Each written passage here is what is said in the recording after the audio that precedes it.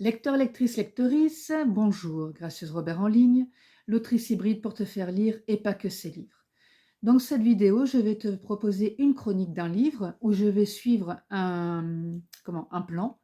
Donc, je vais te lire le résumé parce que ça peut être pratique. Je parlerai du genre, du développement avec la partie narrative et puis pourquoi je te recommande de le lire. Je donne mon opinion sur le fond et la forme. Alors c'est par moments, c'est pas toujours très, structuré, comme tu le verras. Mais bon, c'est vrai que j'aime bien garder un peu l'émotion que j'ai ressentie quand j'ai lu le livre et je trouve que c'est plus sympa d'avoir un avis, une chronique de lectrice qui donne un petit peu aussi son opinion et avec une certaine vivacité sur sa lecture. Je te parlerai de mon personnage préféré et je termine en disant à qui je recommande le livre. Alors, tu connais le chemin habituel. Si cette vidéo te plaît, tu peux laisser un petit pouce bleu. Tu peux partager la vidéo, ce qui lui donne plus de visibilité et qui montre aussi un petit peu mon travail. Et tu peux activer la cloche si tu veux voir mes prochaines chroniques parce que en général, j'en poste une par semaine. Et je te laisse avec la chronique en question. Aujourd'hui, nous allons parler de le temps du choix de Bettina Zurli, être ou ne pas être mère. Alors, je vais déjà commencer par le résumé, mais bien sûr, tu comprends bien que ça ne va pas être un roman. C'est un essai, ou je ne sais pas comment vraiment le définir, c'est plus une étude sur la maternité, entre autres. La société doit offrir aux femmes les conditions nécessaires pour qu'elles puissent choisir en conscience de devenir ou de ne pas devenir mère. Dans l'histoire, les femmes ont passé bien plus de temps à tenter de ne pas tomber enceinte que le contraire, et ce pour une très bonne raison. La maternité les fragilise. Seul l'avènement de la contraception dans les années 1960 a sonné l'heure du choix. Le réel désir d'être mère peut advenir dès lors que la possibilité de ne pas l'être existe. Pourtant, cette liberté semble encore sous contrainte. Injonction sociale à enfanter, stigmatisation des femmes ne souhaitant pas avoir d'enfants, inégalité économique et sociale pesant sur les mères, violence au sein de la famille nucléaire. D'un côté, on nous rebat les oreilles avec le désir d'enfant, comme si l'unique destin des femmes était la maternité. De l'autre, les entraves à la liberté de procréer persistent et les violences faites aux mères gagnent du terrain. Or, une société qui met la pression aux femmes pour qu'elles deviennent mères, puis les violente de la sorte, n'est-elle pas profondément malade? La responsabilité immense que représente la prise en charge de la vie d'un enfant doit être pensée à la mesure de son importance. Les nombreuses pressions pesant sur les femmes justifient que leur soit offert individuellement le temps du choix, ainsi que collectivement une réflexion urgente autour de notre modèle de société. Voilà. Alors pour poser le cadre tout de suite, donc moi je suis maman, cisgenre, en couple, et qu'est-ce que j'ai oublié et hétérosexuelle. Voilà, c'est ça, parce que je suis en couple avec un homme, donc voilà. Mais ça n'empêche pas que je peux m'intéresser justement à la maternité et aux femmes qui sont child-free, comme on dit, c'est-à-dire qui ne veulent pas d'enfants, parce que donc personnellement, en tant qu'autrice, j'ai écrit Ma vie en blog où je parle de Clotilde qui ne veut pas d'enfants et qui a du mal à le dire à la famille et aux autres personnes. Et j'ai écrit aussi Madame Eugénie, qui est une nouvelle autour du désir de maternité. Donc voilà, je m'intéresse beaucoup à ce sujet-là, notamment pour mes congénères, parce que voilà, moi j'ai eu un enfant, je l'ai voulu, mais je défends aussi celles qui n'en veulent pas et qui veulent vivre une vie de femme différente. Surtout dans notre époque actuelle, donc en 2024, au moment où je tourne cette vidéo, ou dans la France où vit Bettina, ils ont un président qui parle de réarmement, comment c'est oui, c'est ça, le réarmement démographique. Voilà, je retrouve le mot. Aux États-Unis, il y a des lois pour interdire l'avortement. C'est-à-dire que voilà, quand on est une femme, on doit avoir des enfants, on ne peut pas les élever, c'est pas grave, il faut en pondre. Et donc voilà, on a énormément de mal à avoir ce choix de ne pas avoir d'enfant. À partir du moment où on est une femme, on est un utérus sur pattes. pour certains. Je ne dis pas, je ne généralise pas, mais j'ai été très contente de le trouver dans ce livre parce que je le disais moi-même en présentant la nouvelle de Madame Eugénie, pas toujours au même public parce que je me disais on va finir par me jeter des cailloux ou à me mettre en dehors du salon. Mais en attendant, voilà, je me suis aperçue que j'étais pas la seule à le dire et à l'écrire et ça fait du bien. Et ce livre, donc, je l'ai acheté dans une librairie déjà, mais... Ah non, pas dans une librairie, non. Je l'ai acheté à la foire du livre où je suis allée voir Bettina, comme ça j'ai eu ma petite dédicace. J'ai pu parler un petit peu avec elle, donc c'était trop cool. J'avais attendu pour l'acheter ce livre parce que je voulais qu'elle me le dédicace. Et en plus j'ai assisté à une conférence où elle a parlé avec d'autres femmes de tous ces sujets-là. Et je l'ai retrouvé dans le livre, donc j'étais vraiment très contente. Ce livre est organisé en 3 parties. Des millénaires de non-choix. Est-ce que ça a vraiment changé? On peut se poser la question.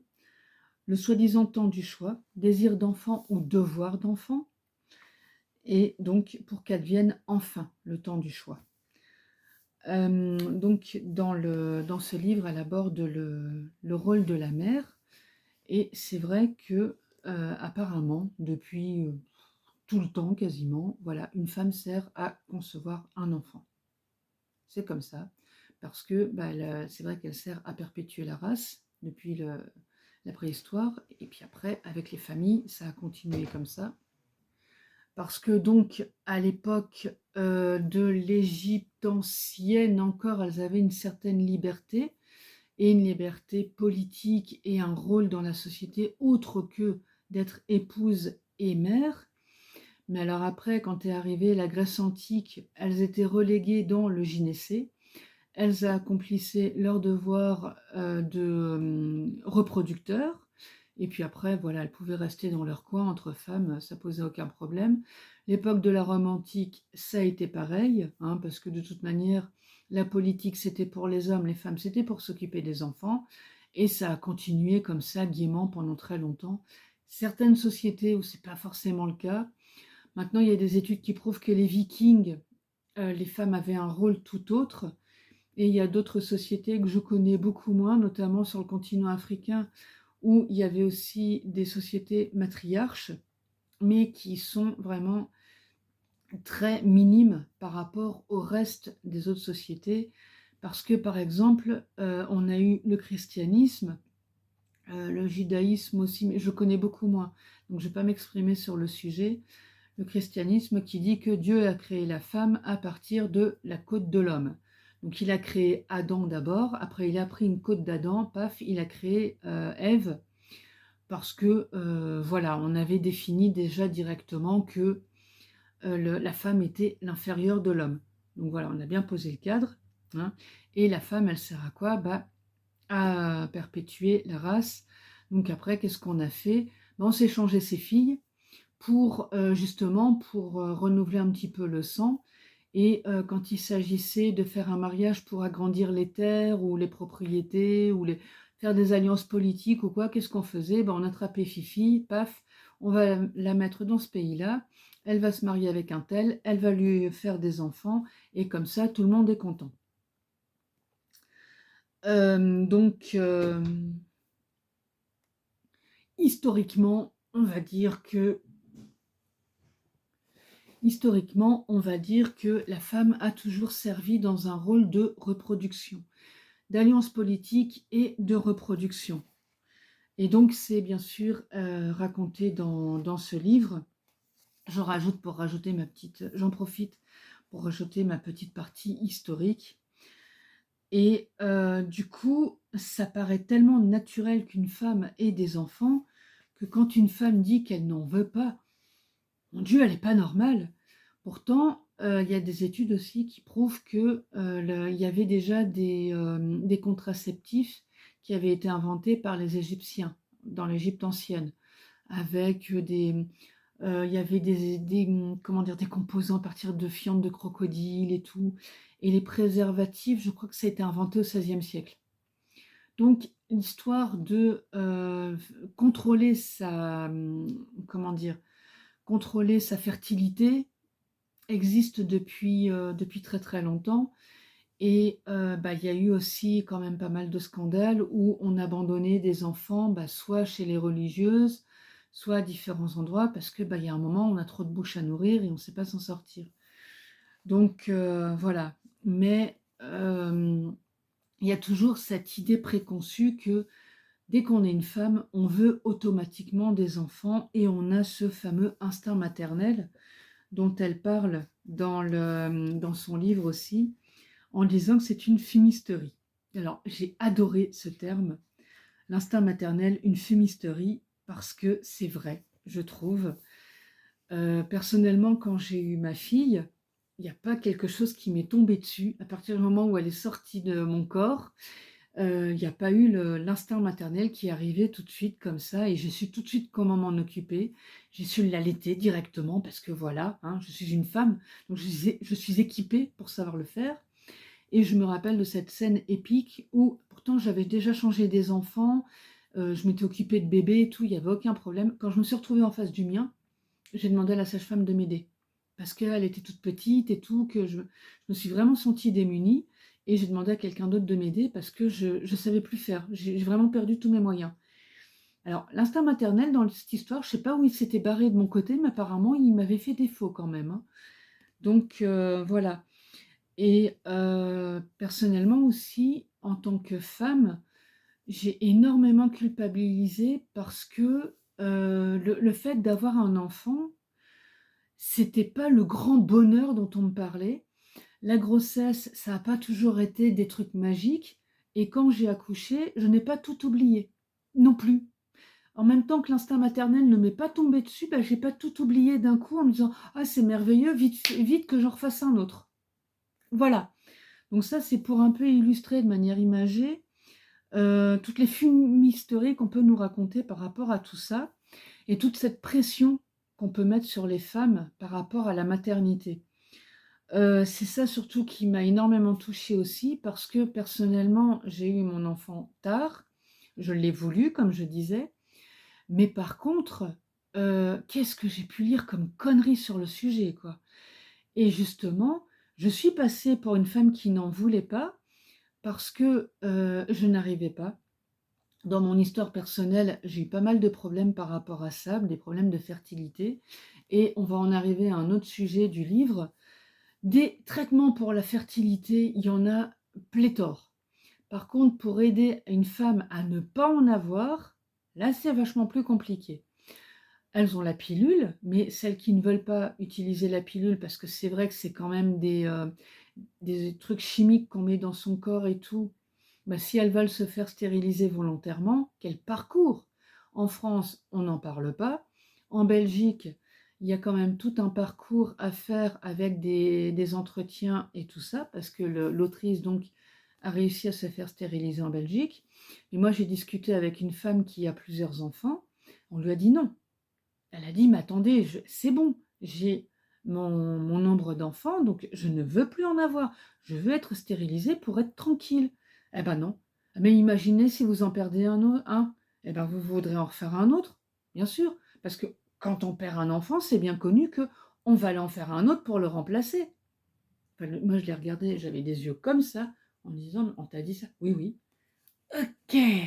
Alors, l'humanité, etc., dans cette histoire, on l'oublie. Elle est partie. Je pense qu'elle est barrée avec mon instinct maternel et ma capacité à m'occuper de mon enfant tout de suite, hein. Donc voilà, ils doivent être en train de faire la foire ensemble. Ça doit être ça.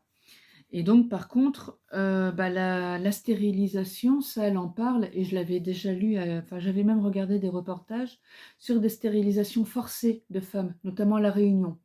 Parce que apparemment, il y a certaines femmes qui ne doivent pas être stérilisées pour réarmer démographiquement le pays. Mais par contre, il y en a d'autres, non, non, vaut mieux pas, hein. Elles vont éviter parce qu'elles n'ont peut-être pas la bonne couleur, la bonne ethnie, on ne sait pas trop, mais voilà. Donc il y a des choix comme ça qui sont faits. J'ai dit, bah oui, c'est vrai. Ce que je peux dire aussi par rapport à ça, c'est que je vais en profiter pour le placer tout de suite. Il y a beaucoup de documentation. Et donc, il y a beaucoup de références.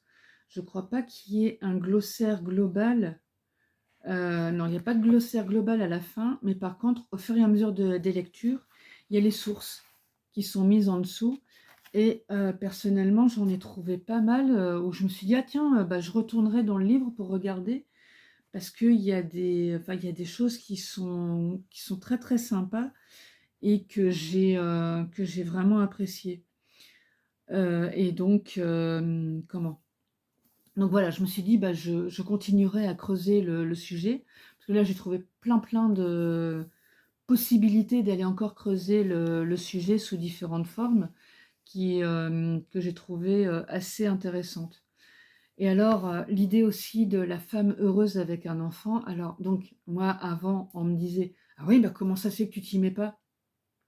Alors, comment dire que c'est un sujet qui est extrêmement intime et qui ne s'aborde pas comme ça. Enfin, moi, on me l'a demandé au boulot. Euh, Pourquoi tu es un collègue? T'es pas une copine, t'es pas un copain proche, donc je vais peut-être pas commencer à te raconter mes problèmes de fertilité ou de stérilité ou autre. Enfin, tu vois, voilà. Et donc, pourquoi on se permet de poser ce genre de questions aux femmes? Parce que j'ai rarement entendu qu'on allait demander à un homme, est-ce que tu veux des enfants? Non, c'est toujours aux femmes. Parce qu'apparemment, c'est leur apanage. Hein. On est une femme, donc pique. On est étiqueté tout de suite, mère ou future mère, enfant. Voilà. Par contre, un homme qui dit qu'il veut se faire stériliser, il n'y a aucun problème. Notamment, je pose ça là aussi, parce qu'il y a par exemple des hommes comme par exemple Benjamin Briot de Nota Bene qui a parlé de sa stérilisation, donc il s'est fait couper les deux canaux, enfin il a fait une vasectomie, voilà, je cherchais le terme, et donc il a parlé ouvertement de sa vasectomie, parce que c'est un sujet qui n'est pas beaucoup abordé. Moi je connais des hommes aussi qui ont fait des vasectomies, bon, c'est pas forcément un truc qu'ils viennent raconter comme ça, c'est pas ouais bonjour je m'appelle Ben, j'ai fait une vasectomie. Pareil, c'est un sujet quand même très intime, mais Bettina en parle dans son livre, c'est pas un sujet dont on fait beaucoup de publicité et c'est pas un sujet qui est énormément abordé. En effet, c'est vrai qu'il faut faire beaucoup d'enfants pour repeupler les pays, c'est connu. Et donc elle aborde aussi le sujet de ce que c'est d'être mère. Oui, je me suis un peu perdue dans mon idée de vasectomie parce que donc voilà, on me parlait moi donc du nombre d'enfants que j'avais. Et alors après, une fois qu'on en a eu un, ah bah quand est-ce que tu fais le petit frère ou la petite sœur? Et puis après, quand il y en a deux, ah bah tu sais, deux c'est pas beaucoup, hein. Trois c'est quand même mieux. Tu peux un peu te mêler de tes affaires à toi, t'as envie d'en avoir cinq, fais tes cinq gosses, mais moi fous-moi la paix. Si j'ai envie d'en avoir qu'un ou deux, c'est mon problème, c'est pas le tien. C'est toi qui vas les élever. Parce que il y a ça aussi le truc, c'est que avoir des enfants c'est bien, mais comment il faut aussi les élever. C'est quand même une bonne question. Et alors justement, je pose ça là. Il y a un moment où Bettina dit que, alors je vais reprendre le truc. Elle s'est amusée à établir une liste de questions qui lui semble incontournable lorsqu'un désir d'enfant naît chez une personne, en vue d'initier la mutation de ce désir en projet d'enfant dans le cadre d'un couple. Et donc, elle a mis un certain nombre de questions, et notamment la dernière, suis-je prêt ou prête à ne plus jamais avoir la même vie qu'avant? Parce que bon, elle parle de bébé, tout ça, qui va prendre congé pour s'occuper du bébé au début, qui va se lever la nuit, les rendez-vous médicaux, changer les couches, blablabla. Ok, là on parle de la phase bébé. Mais après, ces machins-là, ça grandit. Ça va à l'école. C'est malade. Quand moi j'ai été appelée une fois, ma gamine, elle était malade à la crèche. Elle a vomi sur une péricultrice. J'étais en train d'attendre pour aller au boulot. Il a fallu que je prenne congé en catastrophe pour aller la rechercher, pour rentrer à la maison, pour m'occuper d'elle. Médecin, compagnie, enfin voilà, je passe les détails. Quand il y a des journées pédagogiques à l'école, il faut bien quelqu'un pour garder l'enfant. Quand bah, l'enfant est malade aussi, ou une fois par exemple, nous, elle a eu le bras coincé dans une porte, hôpital, urgence et compagnie, on a appelé qui? D'abord maman, hein, parce que c'est bien connu que c'est maman qui s'occupe de l'enfant. Le père, apparemment, il a mis la petite graine, après, hop là, c'est maman qui s'occupe de tout. Elle en parle aussi dans le bouquin. Et donc, après, il y a encore d'autres choses. Cet enfant aussi, souvent, il a des activités, que ce soit de la musique, du sport ou je ne sais quoi. Qui l'emmène? Ça aussi, c'est une question importante à se poser.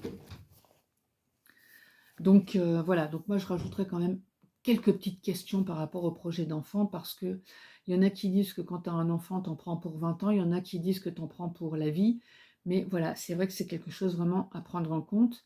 Et comme elle le dit très justement, quand on a un enfant, on fait venir un nouvel être humain dans sa vie. Parce que ça aussi, bah, j'ai eu l'occasion d'en discuter avec elle. Moi, quand j'ai eu donc mon enfant, c'était une autre personne.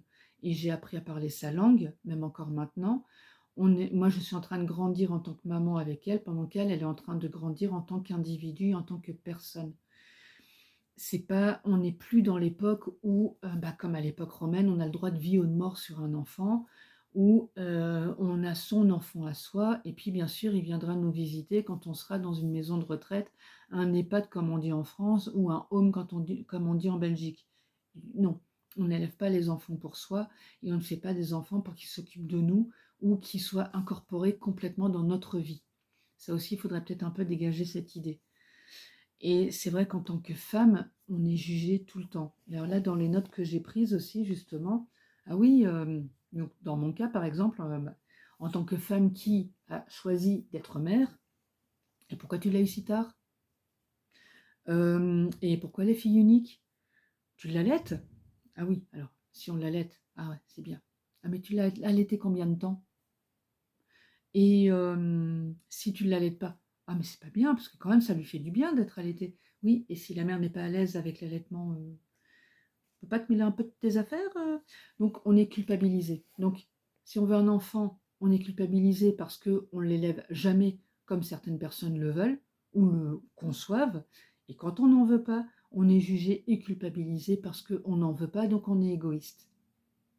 Comment dire? Et voilà, donc ce livre n'est pas uniquement un questionnement sur la parentalité, mais aussi sur l'organisation de la société. Parce que, comme je disais, là, on est culpabilisé en tant que femme et en tant que mère, mais après, il est complètement normal et complètement normé que c'est la mère qui s'occupe de l'enfant. Donc c'est elle qui arrête de travailler pour s'en occuper, parce que la crèche coûte cher et tout, donc après tout, bah, autant rester à la maison pour s'en occuper. Donc, eh ben, du coup, faire le ménage, la cuisine, les courses, blabla et tout, et perdre complètement le lien avec le reste de la société, parce que finalement, qu'est-ce qu'elle fait après? Bah, elle va chercher l'enfant à l'école. Ah, bah, je suis la maman de un tel. Et voilà, et c'est fini. Elle parle que de conversations de maman, couche, bébé, enfant, etc. Mais alors, tout le reste, bah, vie professionnelle, nada, il n'y en a plus. Donc, pas l'occasion d'en parler. Évolution professionnelle, nada, parce qu'il n'y en a plus non plus. Donc, c'est juste, bah, qu'est-ce que tu vas changer, qu'est-ce que tu utilises comme marque de lessive? Et puis, du coup, bah, c'est elle qui a toute la charge de l'organisation du foyer, etc. Pour celles qui ont fait le choix en conscience, ok, aucun problème. Pour celles qui se sentent obligées de le faire parce qu'il n'y a pas le choix, là, c'est pas la même chose. Et c'est de ça qu'on parle. Dans la société, il est normal, enfin en tout cas du côté de l'Europe, plus du sud, parce que je fais le distinguo entre la Suède, la Finlande et tout ça, où là, ils ont un congé paternel, un congé parental de 18 mois qui peut être partagé entre les deux parents, etc. Et il y a pas mal de pères qui prennent les congés pour s'occuper de leurs enfants. En France, je ne sais plus s'ils sont à 10 jours ou quoi. En Belgique, je crois qu'ils sont montés à 14 jours. C'est pas énorme, c'est déjà mieux. Parce qu'il y a eu très très longtemps où ils avaient à peine 5 jours. Et voilà. Et bah, pareil, à la maternité, maintenant, il est prévu que le père reste aussi. Parce que avant, bah, voilà, la mère, elle restait avec le bébé toute seule et c'était assez compliqué. Ça commence à changer tout doucement, mais moi, j'entends encore énormément de choses qui me font bondir. Bah, par exemple, dans mon cas, ma fille, elle a mal. Ah bah va voir ta mère. Elle a un père aussi, hein. Je pose ça là comme ça, mais il n'y a pas que la maman, quoi. Et son père l'emmène aussi au sport ou je ne sais quoi, il s'en occupe. Mais lui, il va être félicité parce qu'il s'en occupe bien, hein, oui. Et moi, non. Bah non, moi, c'est normal, je suis une femme. Donc je suis conçue biologiquement pour m'occuper de mon enfant. C'est connu. Et donc, on a parlé de la stérilisation volontaire, on a parlé de la bibliographie. Un autre truc aussi, oui, alors ça aussi j'ai trouvé ça bien important, c'est les child free, donc les femmes qui ne veulent pas d'enfants. Elles sont pas aussi nombreuses qu'on raconte, hein. Ça aussi, c'est la minorité visible qu'on met en exergue pour dire: «Oh là là, regardez-les». Alors regardez-les elles pour qu'on voit pas le reste, hein. Ça, c'est toujours. Aller montrer la paille qu'il y a dans l'œil du voisin pour pas qu'on voit la poutre qu'on a dans son propre œil. C'est vraiment le cas parce qu'elle parlait de 15% de femmes qui ne veulent pas d'enfants, ce qui finalement n'est pas si grand que ça et qui est un chiffre assez constant depuis très longtemps. Donc voilà, il n'y a pas eu de grosses modifications. Et il y a des femmes historiquement qui ont choisi des chemins de vie exprès pour ne pas avoir d'enfants, devenir religieuses ou autres. Comme ça, là, elles étaient sûres, bah, étant donné qu'il y avait abstinence complète, pas de problème, pas de risque d'avoir un enfant, donc problème réglé. Et donc après, on aborde aussi le sujet de, bah, voilà, qu'on se le dise, l'intime est politique. C'est ça surtout le problème. Enfin, j'ai parlé beaucoup d'intimité par rapport aux questions qu'on peut nous poser, par rapport au jugement qu'on peut recevoir par rapport à notre intimité. Et il y a aussi quelque chose qui me choque énormément, à un titre personnel, c'est que par exemple, on va résumer quelqu'un à sa sexualité. Parce que, ah bah c'est un homo. Oui, et alors? Moi, je me présente pas gracieuse hétéro.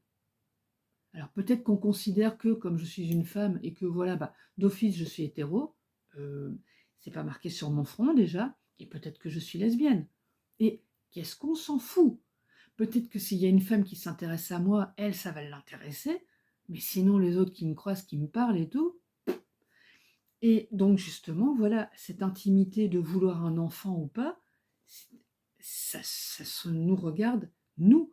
Et c'est une question qui peut se poser dans un couple ou quoi, ou un couple en formation, parce que c'est sûr que deux personnes qui se mettent ensemble, il y en a une qui veut un enfant, l'autre qui n'en veut pas, il y a un moment, ça va poser problème. Donc, en effet, oui, il vaut mieux qu'ils se posent la question au moment où ils vont commencer à fonder une relation qui pourrait être durable, mais les autres, ça ne les regarde pas. Les politiciens, pas beaucoup non plus. Et c'est ça le problème, c'est qu'elle parlait aussi de taxation des couples et tout. Actuellement en France, les familles sans enfants sont beaucoup plus taxées, comme s'ils étaient punis de choisir de ne pas en avoir, ou de ne pas en avoir parce qu'ils ne peuvent pas biologiquement. Parce qu'il y en a qui ne peuvent pas biologiquement, mais tout le monde ne décide pas d'adopter. Ça aussi, c'est un autre problème. Donc voilà, il y a tous ces sujets-là qui sont abordés, parce que là, je les illustre pas mal. C'est un sujet qui me tient à cœur, donc la vidéo est quand même assez longue. Mais je trouve que c'est des questions, en effet, dont on ne parle pas toujours. Alors, on ne les voit pas à la télé, ni rien, ou très peu, parce que, en effet, ça ne fait pas le buzz et ça ne fait pas tant d'audimat que ça. Pourtant, c'est des sujets qui nous concernent au quotidien et dont on pourrait parler beaucoup plus, et beaucoup plus souvent, surtout. Et oui, ça aussi, pourquoi c'est un couple. Alors, dans la vision idéale de cette société actuelle, c'est un couple hétéro avec un papa et une maman qui s'occupent des enfants parce qu'il vaut mieux en avoir plusieurs. Et pourquoi il ne pourrait pas y avoir des familles où il va y avoir des tontons, des tatas et tout ça, des grands-parents qui vont s'en occuper et l'enfant peut avoir plusieurs adultes qui sont responsables de lui. Moi, je me suis déjà surprise à fantasmer plusieurs fois d'avoir d'autres personnes qui prennent le relais un petit peu et qui s'occupent de ma gamine. Et ça ne me poserait pas de problème, d'ailleurs ça m'est déjà arrivé aussi, d'aller m'occuper d'un autre enfant pour décharger un peu la maman ou une autre personne pour que cette personne aille au cinéma ou autre, parce qu'on n'est pas juste des parents. À partir du moment où on a mis un enfant au monde, d'accord, mais on n'est pas juste des parents, on est des personnes, des individus qui avons des besoins de loisirs, qui ont des besoins de s'aérer l'esprit. Et donc, bah justement, voilà, toute notre vie ne tourne pas autour de l'enfant qu'on a eu. Et les personnes qui ne veulent pas d'enfants, qu'elles soient féminines, masculines ou non genrées, ont cette possibilité aussi de décider de ne pas vouloir mettre un enfant au monde ou s'occuper d'un enfant à 100% et en permanence. Et cette idée de société plus globale, ça existe aussi dans des nations ou dans des ethnies où, en fin de compte, il y a plusieurs personnes qui s'occupent d'un même enfant ou d'un groupe d'enfants. Moi, j'ai trouvé cette idée géniale. Et justement, ça sociabilise l'enfant, ça lui montre d'autres points de vue, et comme ça lui permet aussi d'aller voir d'autres personnes.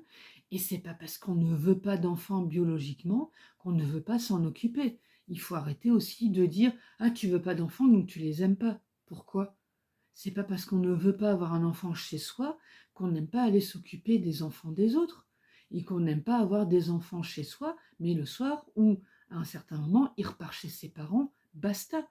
Il n'y a aucun problème avec ça. Enfin, moi, je connais des femmes comme ça qui ne veulent pas d'enfants, qui aiment les voir, les recevoir, les emmener promener ou quoi, ou même les avoir en vacances, mais pas à 100% chez eux ou elles tout le temps. C'est tout.